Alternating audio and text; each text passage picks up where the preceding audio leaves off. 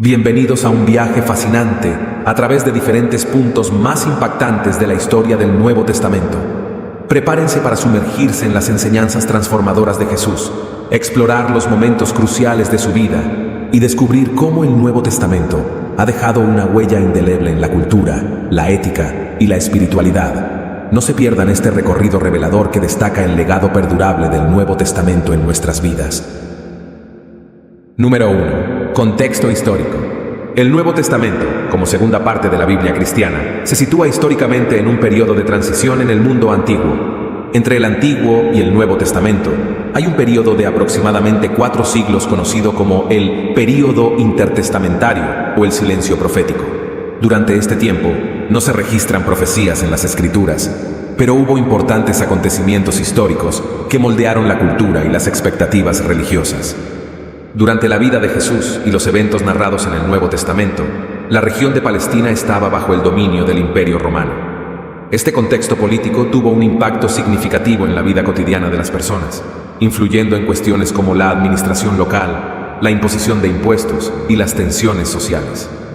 La sociedad judía estaba marcada por una diversidad de grupos, desde fariseos y saduceos hasta esenios y celotes.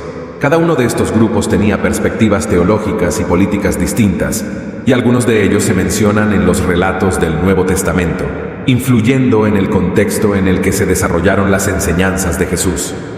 En este contexto, había fuertes expectativas mesiánicas entre el pueblo judío.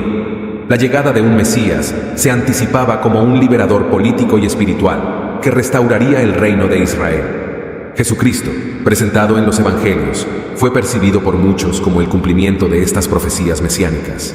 Aunque la región estaba bajo dominio romano, la influencia de la cultura griega, helenismo, también se hacía sentir. La lengua común para asuntos culturales y comerciales era el griego, y esto influyó en la forma en que se escribieron y se propagaron los textos del Nuevo Testamento.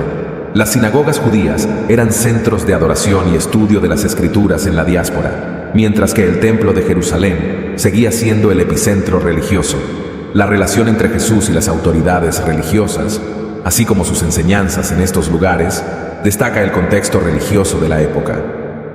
El Nuevo Testamento también narra los primeros años de la Iglesia cristiana, marcados por la predicación de los apóstoles y la difusión del mensaje cristiano.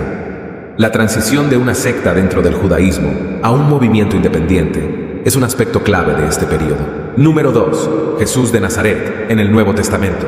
Los Evangelios de Mateo y Lucas ofrecen relatos detallados sobre el nacimiento y la infancia de Jesús. Se destacan elementos como la anunciación a María, el nacimiento en Belén, la visita de los magos y la huida a Egipto para escapar de la persecución de Herodes. A los aproximadamente 30 años, Jesús inicia su ministerio público, marcado por la predicación de un mensaje centrado en el amor, la justicia, el arrepentimiento y el reino de Dios. Este periodo abarca alrededor de 3 años, durante los cuales realiza numerosos milagros y enseña a través de parábolas. Los evangelios registran diversos milagros realizados por Jesús, como la multiplicación de panes y peces, la curación de enfermos, la restauración de la vista a los ciegos y la resurrección de los muertos. Estos actos milagrosos son presentados como señales de su autoridad divina. Jesús utiliza parábolas, historias cortas con significados espirituales, para ilustrar sus enseñanzas. Las parábolas abordan temas como la misericordia, la humildad, la fe y el reino de Dios. Ejemplos notables incluyen la parábola del sembrador, la del buen samaritano y la del hijo pródigo. Jesús selecciona a 12 discípulos para que lo sigan de cerca, compartan su enseñanza y participen en su ministerio. Pedro, Santiago y Juan son mencionados con frecuencia como testigos privilegiados de eventos cruciales en la vida de Jesús. A medida que la fama de Jesús crece, también aumentan los conflictos con las autoridades religiosas judías. Sus enseñanzas desafían las tradiciones establecidas, lo que genera tensiones y eventualmente lleva a su arresto y juicio. Antes de su crucifixión, Jesús celebra la última cena con sus discípulos. Durante este evento, instituye la Eucaristía, simbolizando su cuerpo y su sangre como un sacrificio redentor. Jesús es traicionado por Judas Iscariote, arrestado, y enfrenta juicios ante el Sanedrín y el gobernador romano Pilato. A pesar de ser declarado inocente, es condenado a ser crucificado en el Calvario, cumpliendo así su papel como el Cordero de Dios que quita el pecado del mundo. Después de su muerte, Jesús resucita al tercer día, un evento fundamental para la fe cristiana. Aparece a sus discípulos y otros seguidores, proporcionando pruebas de su resurrección y confirmando su divinidad. 40 días después de su resurrección, Jesús asciende al cielo en presencia de sus discípulos, completando así su ministerio terrenal. Esta ascensión establece la base para la futura llegada del Espíritu Santo, como se narra en los Hechos de los Apóstoles. Número 3. Nacimiento de Jesús. El Evangelio de Mateo comienza con la genealogía de Jesús, rastreando su linaje desde Abraham hasta José, el esposo de María. Esto establece la conexión de Jesús con la promesa mesiánica hecha a Abraham y David. Mateo relata la anunciación del ángel a José, revelándole que el hijo de María sería concebido por el Espíritu Santo y sería llamado Jesús, cumpliendo así la profecía del Emanuel, Dios con nosotros. Mateo registra la visita de magos o sabios del oriente que siguen una estrella hasta Belén para adorar al recién nacido Rey de los judíos. Este evento subraya la universalidad del mensaje de Jesús. Anticipándose a la persecución de Herodes, José, María y el niño Jesús huyen a Egipto. Esto refleja el paralelo entre la vida de Jesús y la historia de Israel, que también había experimentado el exilio en Egipto. Herodes, amenazado por la noticia de un nuevo rey, ordena la matanza de todos los niños menores de 2 años en Belén. Jesús, sin embargo, escapa debido a la advertencia divina dada a José. Después de la muerte de Herodes, la familia regresa de Egipto y se establece en Nazaret, cumpliendo así otra profecía del Antiguo Testamento, que afirmaba que el Mesías sería llamado Nazareno. El Evangelio de Lucas relata la anunciación del ángel Gabriel a María, informándole que concebirá al Hijo de Dios. María, aunque desconcertada, acepta humildemente su papel en el plan divino. María visita a su pariente Isabel, que también está embarazada milagrosamente con Juan el Bautista. Este encuentro resalta la conexión entre Jesús y Juan y confirma la importancia de María en la historia de la redención. Lucas narra el viaje de María y José a Belén para inscribirse en un censo ordenado por el emperador Augusto. En Belén no encuentran lugar en la posada y Jesús nace en un establo, siendo colocado en un pesebre. Unos pastores son informados por un coro de ángeles sobre el nacimiento del Salvador en Belén. Los pastores se apresuran a adorar al recién nacido, simbolizando que el mensaje de Jesús es para todos, incluso para los más humildes. María y José llevan a Jesús al templo de Jerusalén, donde Simeón y Ana reconocen al niño como el esperado Mesías. Simeón profetiza sobre el sufrimiento futuro de María y la revelación de la salvación para gentiles y judíos. Lucas menciona brevemente la vida oculta de Jesús en Nazaret, donde crece en sabiduría y gracia. Se destaca su obediencia a sus padres terrenales y la comprensión progresiva de su misión divina. Número 4. Ministerio público de Jesús. Jesús comienza su ministerio público siendo bautizado por Juan el Bautista en el río Jordán. Este evento simboliza la identificación de Jesús con la humanidad y marca el inicio oficial de su misión. Después del bautismo, Jesús es llevado al desierto, donde enfrenta tentaciones por parte de Satanás. Su resistencia a estas tentaciones demuestra su victoria sobre el mal y su preparación espiritual para el ministerio. Jesús comienza a predicar la llegada del reino de Dios, instando a la gente al arrepentimiento y la fe. Su mensaje es central en los evangelios sinópticos, Mateo, Marcos y Lucas, y destaca la transformación interna y la relación con Dios. Jesús elige a 12 discípulos para ser sus apóstoles, los cuales comparten su enseñanza y participan activamente en su ministerio. Esta elección simboliza la formación de la nueva comunidad de seguidores y líderes. Las enseñanzas de Jesús abarcan una variedad de temas, desde el amor al prójimo hasta la relación con Dios, la oración, la fe y la ética. Utiliza parábolas, historias cortas con lecciones espirituales, para ilustrar principios importantes y desafiar las percepciones convencionales. Jesús realiza numerosos milagros, como la curación de enfermos, la multiplicación de alimentos, el control sobre la naturaleza y la resurrección de los muertos. Estos milagros no solo manifiestan su divinidad, sino que también expresan compasión y restauración. Jesús demuestra su autoridad sobre los poderes demoníacos al expulsar demonios y liberar a las personas poseídas. Estos actos confirman la llegada del reino de Dios y la derrota del mal. Jesús tiene encuentros significativos con personas de diversos trasfondos, incluyendo samaritanos, pecadores, fariseos y líderes religiosos. Estos encuentros revelan la naturaleza inclusiva de su mensaje y su deseo de alcanzar a todas las personas. En el Sermón del Monte, Mateo 5:7, Jesús presenta enseñanzas clave, incluyendo las bienaventuranzas y el llamado a amar incluso a los enemigos. Este sermón es una expresión profunda de sus principios éticos y su visión del reino. Jesús es transfigurado en la presencia de Pedro, Santiago y Juan en una montaña. Este evento revela su gloria divina y confirma su identidad como el Hijo de Dios. Pedro reconoce a Jesús como el Cristo, el Hijo del Dios viviente. Jesús elogia esta confesión y revela que sobre esa roca edificará su iglesia. A medida que avanza su ministerio, Jesús predice su muerte y resurrección. Esto despierta confusión entre sus seguidores, pero establece la naturaleza redentora y salvífica de su sacrificio. Número 5. Parábolas de Jesús. Enseñanzas profundas y espirituales. El buen samaritano, Lucas 10:25-37. En esta parábola, Jesús responde a la pregunta, ¿quién es mi prójimo?, narrando la historia de un samaritano compasivo que ayuda a un hombre herido en el camino. La enseñanza destaca la importancia de la compasión y muestra que el amor al prójimo trasciende las barreras sociales y étnicas. El hijo pródigo, Lucas 15:11-32. La parábola del hijo pródigo ilustra el amor incondicional y la misericordia de Dios. Un hijo derrocha su herencia en una vida disipada y regresa a casa en arrepentimiento, siendo recibido con alegría por su padre. La historia revela la disposición de Dios para perdonar y restaurar a aquellos que se vuelven a Él. La oveja perdida, Mateo 18:12-14, Lucas 15:3-7. Jesús compara el reino de los cielos con un pastor que deja a 99 ovejas para buscar a la que se ha perdido. Esta parábola enfatiza el amor perseverante de Dios por aquellos que se han apartado, destacando la importancia de cada individuo para Dios. La gran cena, Lucas 14:15-24. Esta parábola ilustra la invitación divina al reino de Dios. Algunos invitados rechazan la invitación, pero el anfitrión llena su casa con personas de los caminos y senderos.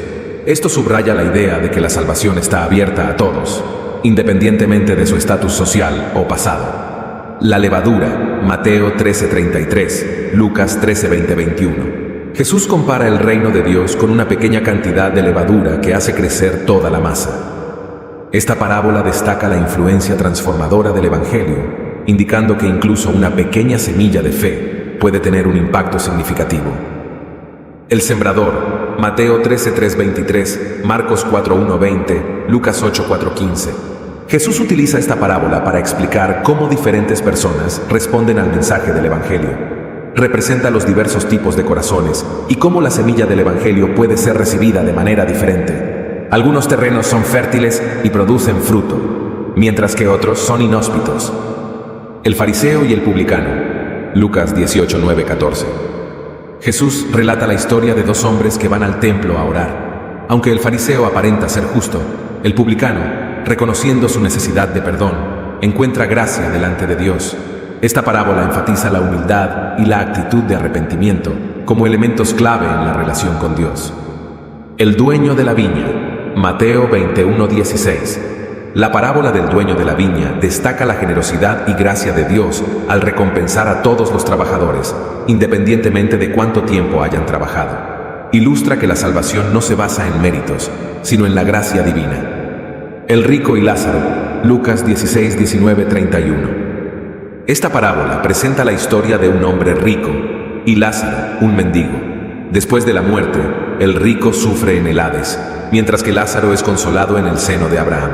La parábola advierte sobre las consecuencias eternas de las elecciones y destaca la importancia de la justicia y la compasión.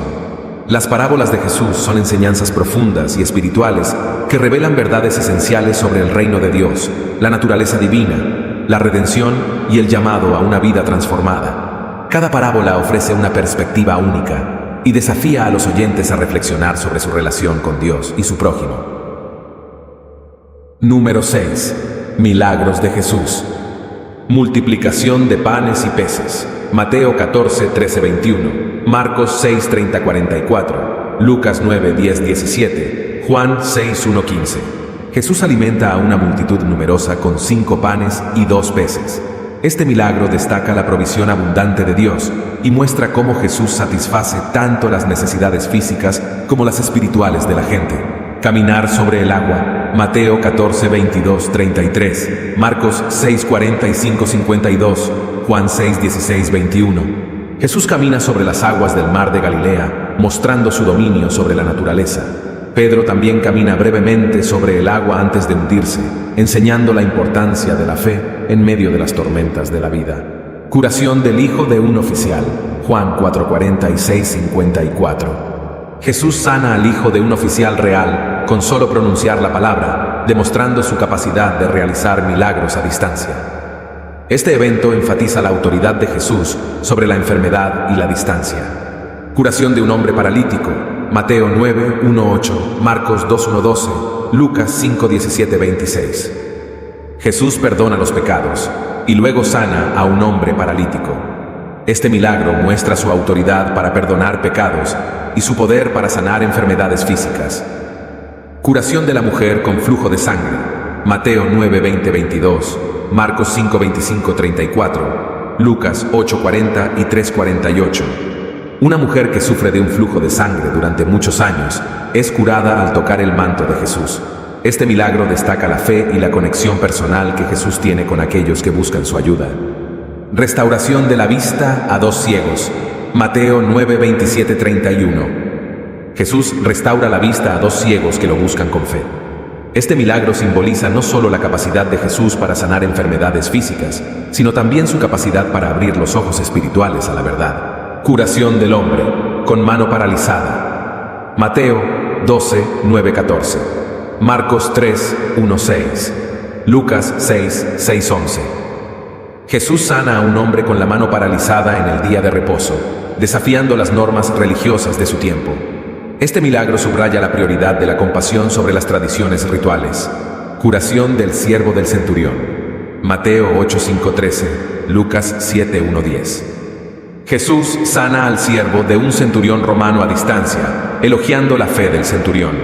Este milagro destaca la universalidad de la fe y la capacidad de Jesús para superar barreras culturales. Resurrección de Lázaro. Juan 11, 1, 44. Jesús resucita a Lázaro, quien había estado muerto por 4 días. Este milagro es uno de los más significativos y destaca el poder de Jesús sobre la muerte, anticipando su propia resurrección. Multiplicación de panes y peces. Mateo 15, 32, 39, Marcos 8, 1, 10. Jesús realiza otra multiplicación de panes y peces para alimentar a una multitud hambrienta. Este evento subraya la generosidad de Dios y la disposición de Jesús para satisfacer las necesidades físicas de las personas. Los milagros de Jesús no solo demuestran su poder divino sobre la naturaleza, la enfermedad y la muerte, sino que también revelan su compasión y amor por la humanidad. Cada milagro tiene un propósito único, enseñando lecciones espirituales y proclamando el reino de Dios. Número 7. La última cena. Jesús y sus discípulos se preparan para celebrar la Pascua, una festividad judía que conmemora la liberación de la esclavitud en Egipto.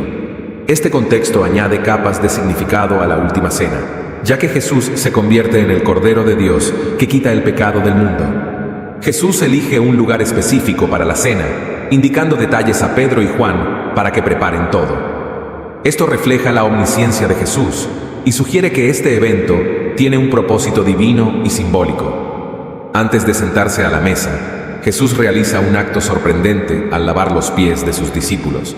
Este gesto humilde muestra su amor servicial y establece un ejemplo de humildad y servicio mutuo. Institución de la Eucaristía. Mateo 26, 26, 29, Marcos 14, 22, 25, Lucas 22, 14, 20, Primera a los Corintios 11, 23, 26. Durante la cena, Jesús toma pan y vino, agradece a Dios y los presenta como símbolos de su cuerpo y sangre. Instituye la Eucaristía, instando a sus discípulos a hacer esto en memoria de Él. Este acto establece la práctica sacramental central en la tradición cristiana. Jesús revela que uno de sus discípulos lo traicionará. Esto genera consternación entre los apóstoles, y Judas Iscariote es identificado como el traidor. La última cena se convierte en un momento de dramática tensión y revelación. En el Evangelio de Juan, la última cena se extiende con las enseñanzas de Jesús sobre la venida del Espíritu Santo, la relación íntima entre Él, el Padre y los discípulos, y la importancia del amor mutuo. Estas enseñanzas profundizan el significado espiritual del evento. Juan 13:17. Jesús anuncia que todos los discípulos lo abandonarán en breve. Pedro protesta, pero Jesús predice la negación de Pedro antes de que cante el gallo. Después de la cena, Jesús se dirige al huerto de Getsemaní, donde ora angustiado antes de su arresto. Esta oración intensa revela la tensión espiritual y emocional que precede a su sacrificio en la cruz. En la primera carta a los Corintios, Pablo destaca la importancia de la Eucaristía como un acto de conmemoración, proclamación y participación en la obra redentora de Cristo. Los cristianos son llamados a participar en la Cena del Señor de manera reverente y reflexiva. Primera a los Corintios 11:26. Jesús anticipa su sufrimiento y muerte, pero también señala la futura celebración del banquete en el reino de Dios. La última cena no solo mira hacia la cruz, sino también hacia la victoria final y la consumación del reino. La última cena, más allá de ser una simple comida, se convierte en un acto litúrgico y teológico fundamental en la fe cristiana. A través de la institución de la Eucaristía, Jesús proporciona un medio tangible para que los creyentes conmemoren y participen en su sacrificio redentor hasta su regreso. Número 8. Arresto y juicio de Jesús. Judas, uno de los 12 discípulos, traiciona a Jesús entregándolo a las autoridades religiosas a cambio de 30 piezas de plata. Este acto dramático marca el comienzo de los eventos que llevarán a la detención de Jesús. Antes de ser arrestado, Jesús ora intensamente en el huerto de Getsemaní, expresando su angustia y sometiéndose a la voluntad del Padre. Este momento refleja la profunda carga espiritual y emocional que Jesús lleva antes de su arresto. Judas identifica a Jesús con un beso y los soldados lo arrestan. Pedro intenta resistir la detención usando una espada, pero Jesús le pide que guarde la espada y se someta a la voluntad divina. Jesús es llevado ante el Sanedrín, el tribunal judío supremo, donde enfrenta acusaciones falsas de blasfemia. Aunque varios testigos dan testimonio en su contra, el juicio nocturno se caracteriza por la falta de procedimientos legales apropiados. Mientras Jesús está siendo juzgado, Pedro, uno de sus discípulos más cercanos, niega conocerlo 3 veces, cumpliendo así la predicción de Jesús durante la última cena. Dado que el Sanedrín no tiene autoridad para emitir la pena de muerte, llevan a Jesús ante Poncio Pilato, el gobernador romano de Judea. Pilato interroga a Jesús y al no encontrar culpabilidad, intenta liberarlo. Mateo 27:1-2, Marcos 15:1-5, Lucas 23:1-7, Juan 18:28-38. Pilato envía a Jesús a Herodes Antipas, gobernante de Galilea, ya que Jesús es galileo. Herodes interroga a Jesús, pero al no recibir respuestas, lo devuelve a Pilato. Lucas 23:6-12. Pilato, convencido de la inocencia de Jesús, intenta liberarlo. Sin embargo, la multitud instigada por los líderes religiosos exige la liberación de Barrabás, un criminal, en lugar de Jesús. A pesar de su deseo de liberar a Jesús, Pilato finalmente cede ante la presión y ordena la flagelación de Jesús. Los soldados romanos se burlan de él, vistiéndolo con un manto púrpura y colocándole una corona de espinas. Pilato, aunque reconoce la inocencia de Jesús, se ve obligado por la multitud a condenarlo a muerte por crucifixión. Lava sus manos simbólicamente, declarando su inocencia ante la responsabilidad del veredicto. Mateo 27:24-26, Marcos 15:15, Lucas 23:23-24, Juan 19:13-16. Jesús es obligado a llevar su cruz hacia el Gólgota, donde es crucificado junto a 2 criminales. Durante el proceso, experimenta burlas y escarnio. En la cruz, pronuncia palabras impactantes, incluyendo la oración por aquellos que lo crucifican.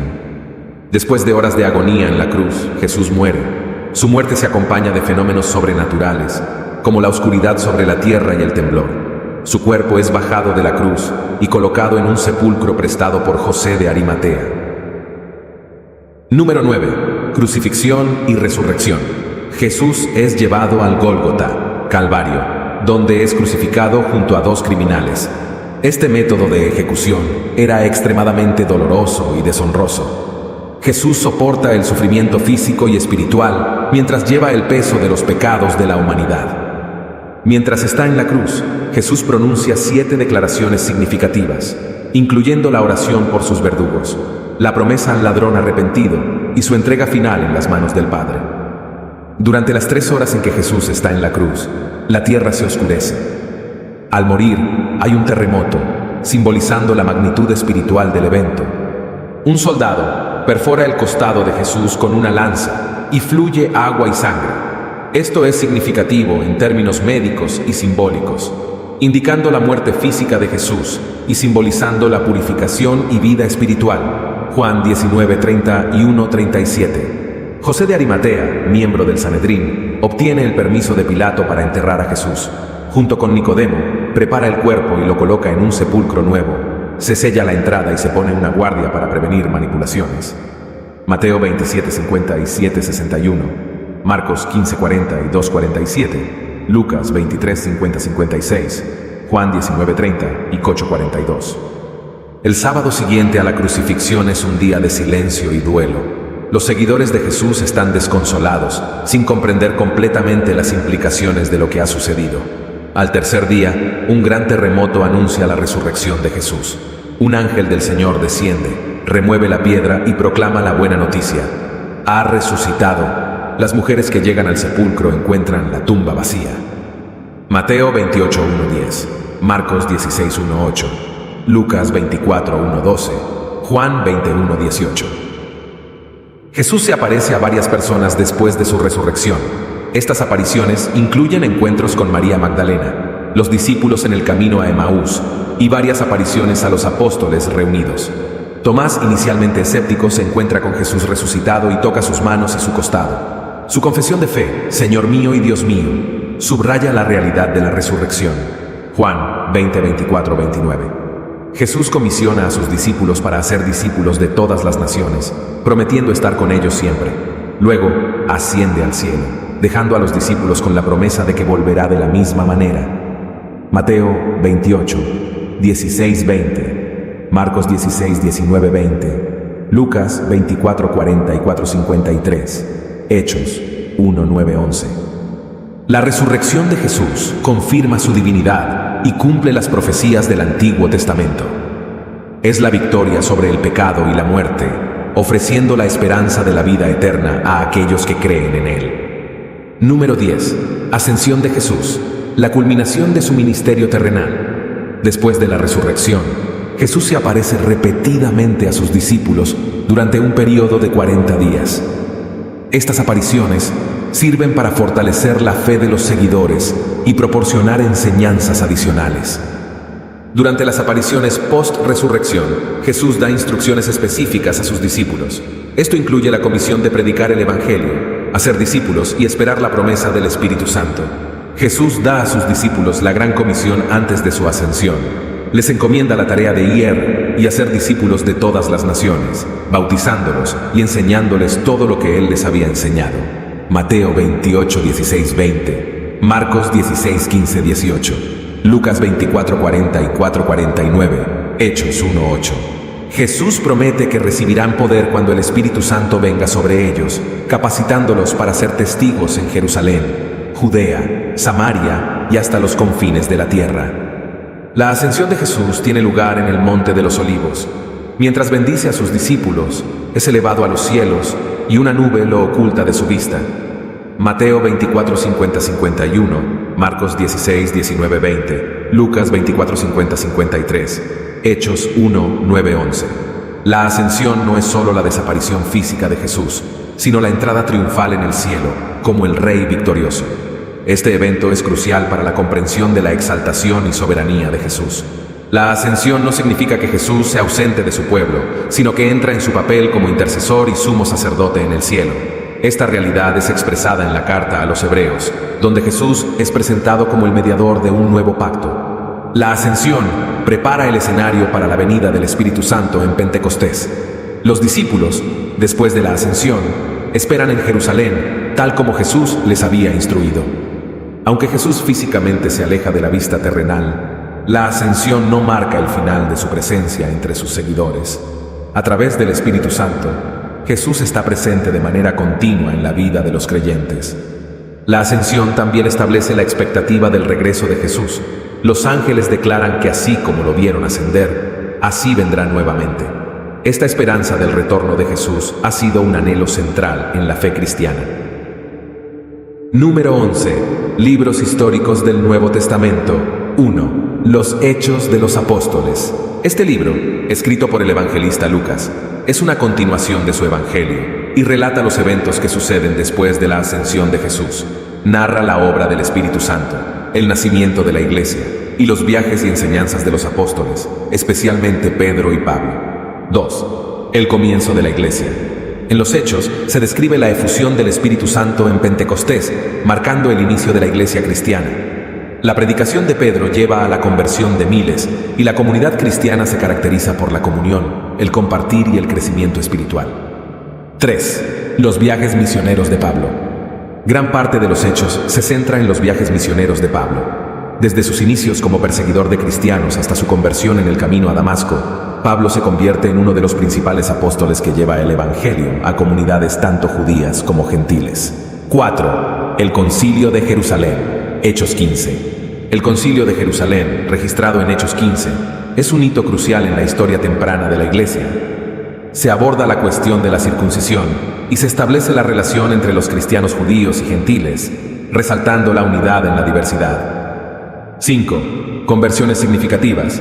Los Hechos relata varias conversiones significativas, incluyendo la de Cornelio, un centurión romano, y Lidia, una comerciante de púrpura en Filipos. Estos eventos destacan la universalidad del evangelio y la aceptación de personas de diferentes trasfondos. 6. Conflictos y persecuciones. La expansión del cristianismo no está exenta de conflictos y persecuciones. Se describen enfrentamientos con líderes religiosos judíos, disturbios causados por los intereses comerciales y la oposición de autoridades romanas. 7. El viaje a Roma. Hechos 27-28. Los últimos capítulos de Hechos detallan el viaje de Pablo a Roma, donde enfrenta un naufragio en la isla de Malta antes de llegar a la capital del Imperio Romano. A pesar de las dificultades, Pablo continúa predicando el Evangelio. 8. Cierre ambiguo. El libro de los Hechos se cierra de manera ambigua, sin registrar el final de la vida de Pablo, ni la conclusión de la historia de la Iglesia primitiva. Esto sugiere que la obra del Espíritu Santo y la expansión del Evangelio continúan más allá del alcance del libro. 9. Conexión con los Evangelios. Los Hechos de los Apóstoles establece una conexión clara entre los Evangelios y la historia de la Iglesia primitiva. La obra del Espíritu Santo, la predicación de la salvación en Jesucristo y la expansión del reino de Dios son temas centrales que se desarrollan en continuidad con los Evangelios. 10. Enseñanzas teológicas y eclesiológicas. Además de relatar eventos históricos, los Hechos ofrecen enseñanzas teológicas y eclesiológicas. Destacan la importancia del Espíritu Santo en la vida de la Iglesia, la centralidad del testimonio sobre Jesús y la llamada a la misión global. Los libros históricos del Nuevo Testamento, particularmente los Hechos de los Apóstoles, ofrecen una narrativa rica y detallada sobre los primeros días de la Iglesia cristiana y la expansión del Evangelio en el mundo antiguo. Estos relatos históricos proporcionan un contexto esencial para comprender la formación y el crecimiento de la Iglesia primitiva. Número 12. Epístolas Paulinas. Romanos. La epístola a los Romanos es una exposición profunda de la doctrina cristiana. Pablo aborda temas como la justificación por la fe, la universalidad del pecado y la gracia de Dios. Establece la importancia de la fe en Cristo y explora la relación entre la ley y la gracia. 1. Primera y segunda a los Corintios. Estas epístolas abordan diversos problemas en la iglesia de Corinto. Pablo trata temas como la unidad en la comunidad cristiana, la disciplina eclesiástica, la resurrección de los muertos y la generosidad en la contribución para los santos. La segunda carta refleja una relación más personal y pastoral con la comunidad. 2. Gálatas. En la epístola a los Gálatas, Pablo defiende la justificación por la fe y la libertad en Cristo frente al legalismo judaizante. Aborda la relación entre la ley y la gracia, destacando la libertad que los creyentes tienen en Cristo. 3. Efesios. Efesios destaca la unidad en Cristo y la riqueza de las bendiciones espirituales. Pablo aborda temas como la elección divina, la reconciliación en Cristo y exhorta a los creyentes a vivir de acuerdo con su identidad en Cristo, caminando en amor y unidad. 4. Filipenses. La epístola a los Filipenses se caracteriza por su tono de alegría y gratitud. Pablo escribe desde la prisión y destaca la importancia de la alegría en Cristo, la humildad y la comunión de los creyentes en el servicio mutuo. 5. Colosenses. Colosenses se enfoca en la supremacía de Cristo y la suficiencia de su obra redentora. Pablo advierte contra falsas enseñanzas y exhorta a los creyentes a centrarse en la realidad espiritual que tienen en Cristo. 6. Primera y Segunda Tesalonicenses. Estas epístolas tratan temas como la venida de Cristo, la resurrección y la vida en la espera del retorno del Señor. Pablo anima a los tesalonicenses a vivir en santidad y a mantener una esperanza firme en la venida futura de Cristo. 7. Primera y Segunda Timoteo. Tito. Conocidas como las epístolas pastorales, estas cartas están dirigidas a líderes en la iglesia, Timoteo y Tito. Pablo ofrece orientación sobre la organización eclesiástica, la conducta moral y la enseñanza sólida. Destaca la importancia de la fidelidad y la perseverancia en el liderazgo cristiano. 8. Filemón. Esta es la carta más breve de Pablo y se centra en la reconciliación y la compasión. Pablo intercede por Onésimo, un esclavo fugitivo que se convierte al cristianismo, y exhorta a Filemón a recibirlo como a un hermano. 9. Enseñanzas teológicas y prácticas. Las epístolas paulinas ofrecen una sólida base teológica y proporcionan orientación práctica para las comunidades cristianas. Pablo aborda cuestiones doctrinales cruciales, instruye sobre la vida cristiana cotidiana y responde a situaciones específicas en diferentes iglesias. 10. Estilo personal y contextualización. Aunque las epístolas comparten temas teológicos comunes, cada una tiene un estilo y enfoque único adaptado a la situación y necesidades específicas de la comunidad a la que se dirige. Esto muestra la habilidad de Pablo para contextualizar sus enseñanzas. Las epístolas paulinas constituyen una parte integral del Nuevo Testamento, proporcionando una riqueza de enseñanzas teológicas y prácticas para las comunidades cristianas. Estas cartas reflejan la diversidad y profundidad del pensamiento apostólico y continúan siendo una fuente valiosa de instrucción para los creyentes hoy en día. Número 13. El libro de Apocalipsis, visiones proféticas y la victoria final de Dios. Tradicionalmente atribuido al apóstol Juan, el libro de Apocalipsis fue escrito durante un tiempo de persecución para los cristianos en la provincia romana de Asia Menor. Juan se encontraba en la isla de Patmos cuando recibió las visiones. La visión comienza con una revelación gloriosa de Jesucristo a Juan. Luego, se envían mensajes específicos a 7 iglesias en Asia Menor, abordando sus condiciones espirituales y ofreciendo exhortaciones y advertencias. Apocalipsis 1:3. Juan experimenta una serie de visiones celestiales que revelan el trono de Dios y el Cordero, simbolizando la soberanía divina y la redención a través de Cristo. La adoración en el cielo y la apertura de los sellos son elementos centrales. Apocalipsis 4:5. Se describen eventos catastróficos y juicios divinos a medida que se abren las 7 trompetas y las 7 copas de ira. Estas visiones simbolizan la intervención divina en la historia humana y la confrontación final entre el bien y el mal. Apocalipsis 8:16. Juan describe visiones de una bestia y de Babilonia, que simbolizan el poder maligno y la corrupción en oposición a Dios. La bestia representa un sistema opresor, mientras que Babilonia simboliza la corrupción religiosa y política. Apocalipsis 13:17. Apocalipsis presenta la batalla final entre el bien y el mal, en la cual Cristo emerge como el vencedor. Se describe la derrota de Satanás, el juicio final y la creación de un nuevo cielo y una nueva tierra. La nueva Jerusalén desciende como la morada eterna de Dios y su pueblo. Apocalipsis 19:22. Apocalipsis utiliza imágenes simbólicas y números significativos para comunicar sus mensajes. El número 7, por ejemplo, representa la perfección divina y la repetición de ciertos elementos refuerza su importancia teológica. Se menciona un periodo de 1000 años, conocido como el milenio, durante el cual Satanás está encadenado y Cristo reina. Las interpretaciones varían, pero la esencia es la victoria y el reinado de Cristo sobre todas las fuerzas del mal. Apocalipsis 20. Las interpretaciones del libro de Apocalipsis han sido diversas a lo largo de la historia y diferentes corrientes teológicas han ofrecido perspectivas variadas sobre su significado. Algunos lo ven como una descripción literal del fin de los tiempos, mientras que otros lo interpretan de manera más simbólica. A pesar de su contenido apocalíptico y a menudo intimidante, el mensaje central de Apocalipsis es de esperanza y victoria. anuncia el triunfo final de Dios sobre el mal y el establecimiento de su reino eterno. Este mensaje ha sido una fuente de consuelo para los creyentes a lo largo de los siglos. Apocalipsis llama a los creyentes a la fidelidad y la perseverancia en medio de las pruebas. Destaca la importancia de mantener la fe, la paciencia y la lealtad a Cristo, independientemente de las circunstancias. Número 14. Persecuciones cristianas en los primeros siglos.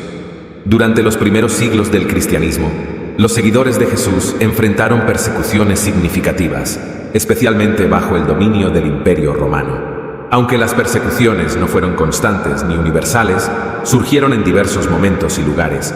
El libro de Hechos documenta las primeras hostilidades hacia los cristianos, desde la ejecución de Esteban hasta la persecución liderada por Saulo, más tarde conocido como Pablo. Los primeros discípulos enfrentaron oposición y violencia por su fe en Jesús.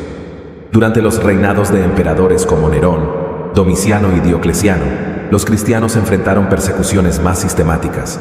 Nerón, por ejemplo, culpó a los cristianos del incendio de Roma en el año 64 después de Cristo, lo que llevó a medidas represivas. Las persecuciones se desencadenaron por diversas razones. A menudo, los cristianos eran vistos como una amenaza para la unidad y lealtad al Estado, ya que se negaban a adorar a los dioses romanos y al emperador.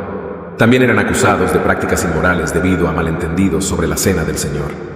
A medida que el cristianismo se expandía, se enfrentaba cada vez más a la hostilidad oficial. A finales del siglo I y principios del siglo II, el cristianismo se consideraba ilegal en el Imperio Romano, lo que exacerbaba las tensiones y aumentaba las persecuciones. A pesar de las persecuciones, muchos cristianos se mantuvieron firmes en su fe y se negaron a renunciar a Cristo. El martirio se convirtió en un testimonio impactante de la fortaleza y convicción de la comunidad cristiana primitiva. Las cartas apostólicas, como las escritas por Pedro y Pablo, ofrecían consuelo y exhortación a las comunidades perseguidas. Animaban a los creyentes a permanecer fieles en medio de la adversidad y a ver las persecuciones como participación en el sufrimiento de Cristo. La epístola a los Hebreos destaca la importancia de la fe inquebrantable en medio de la persecución. Se mencionan héroes de la fe que enfrentaron diversas pruebas, alentando a los creyentes a perseverar en su confianza en Dios.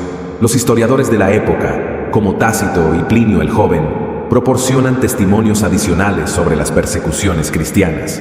Sus escritos corroboran el hecho de que los cristianos enfrentaron desafíos significativos debido a su identidad religiosa.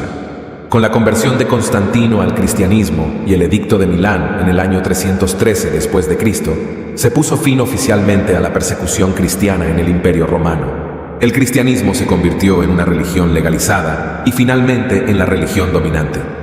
El martirio cristiano dejó un legado duradero en la historia de la Iglesia. Los mártires se convirtieron en ejemplos de coraje y fidelidad, y sus historias inspiraron a generaciones posteriores de creyentes a permanecer firmes en la fe a pesar de las adversidades. Número 15. Legado perduradero del Nuevo Testamento. El Nuevo Testamento ha sido una influencia fundamental en la formación de la ética occidental. Los principios éticos enseñados por Jesús y los apóstoles, como el amor al prójimo, la compasión y la justicia, han permeado la moralidad occidental y han contribuido a la construcción de sistemas éticos y legales. Las enseñanzas éticas del Nuevo Testamento, como las expresadas en el Sermón del Monte, han sido objeto de reflexión y debate en la filosofía moral occidental. Conceptos como la ética deontológica y la ética de las virtudes han sido influenciados por la ética cristiana. Las narrativas del Nuevo Testamento, especialmente los Evangelios, han inspirado innumerables obras de arte y obras literarias a lo largo de los siglos. La representación de la vida de Jesús, la última cena, la crucifixión y la resurrección ha sido un tema recurrente en la pintura, la escultura y la literatura. Los textos y temas del Nuevo Testamento han sido fuente de inspiración para la música sacra. Desde himnos tradicionales hasta composiciones más contemporáneas, la espiritualidad cristiana ha sido expresada y celebrada a través de la música basada en las Escrituras. Muchos giros lingüísticos y expresiones idiomáticas utilizadas en la cultura occidental tienen sus raíces en el Nuevo Testamento. Frases como ojo por ojo y el buen samaritano se han incorporado al lenguaje cotidiano, reflejando la profunda influencia lingüística de las Escrituras. La teología cristiana, desarrollada a lo largo de los siglos, se basa en gran medida en los conceptos y enseñanzas presentes en el Nuevo Testamento. Las formulaciones doctrinales sobre la Trinidad, la redención, la gracia y la escatología encuentran sus raíces en los escritos del Nuevo Testamento. La visión cristiana de la educación y la caridad ha llevado a la fundación de numerosas instituciones educativas y organizaciones benéficas en la cultura occidental. Muchas universidades y hospitales, en sus inicios, fueron establecidos por motivaciones cristianas, guiados por los principios del amor al prójimo y la búsqueda del conocimiento. Los principios éticos promovidos en el Nuevo Testamento, como la honestidad, la justicia y el respeto por los demás, han influido en la ética empresarial. Conceptos como la responsabilidad social y la ética en los negocios tienen conexiones con las enseñanzas bíblicas. Movimientos de justicia social han encontrado inspiración en las enseñanzas del Nuevo Testamento. La defensa de los derechos civiles, la abolición de la esclavitud y la lucha contra la opresión han sido impulsadas por el llamado cristiano a la justicia y la compasión. A nivel individual, el Nuevo Testamento ha servido como guía moral para millones de personas. Las enseñanzas sobre la humildad, la paciencia, el perdón y la búsqueda de la verdad han moldeado la moralidad personal de innumerables creyentes. Las historias de fe y perseverancia presentes en el Nuevo Testamento han sido fuentes de consuelo y fortaleza para aquellos que enfrentan desafíos y adversidades. La narrativa de Jesús y sus seguidores ha inspirado a personas a mantener la fe en tiempos difíciles. El Nuevo Testamento ha desempeñado un papel crucial en la formación de la identidad cultural en la sociedad occidental. Las fiestas cristianas, las tradiciones litúrgicas y las festividades religiosas han contribuido a la construcción de una identidad cultural arraigada en las Escrituras. Y con esto concluimos nuestro viaje a través de diferentes puntos más fascinantes de la historia del Nuevo Testamento. Espero que hayan disfrutado de este recorrido enriquecedor y revelador tanto como yo. Si encontraron este video interesante, informativo o simplemente inspirador, les animo a que den me gusta y compartan con aquellos que también puedan beneficiarse de estos estudios bíblicos. No olviden suscribirse para más contenido inspirador sobre la Biblia. Además, me encantaría escuchar sus pensamientos y comentarios. ¿Hay algún punto que les haya impactado especialmente? ¿Alguna pregunta que les gustaría explorar más a fondo? Dejen sus comentarios abajo y así conocer sus perspectivas. Gracias por acompañarnos en este viaje y por ser parte de esta comunidad en constante crecimiento.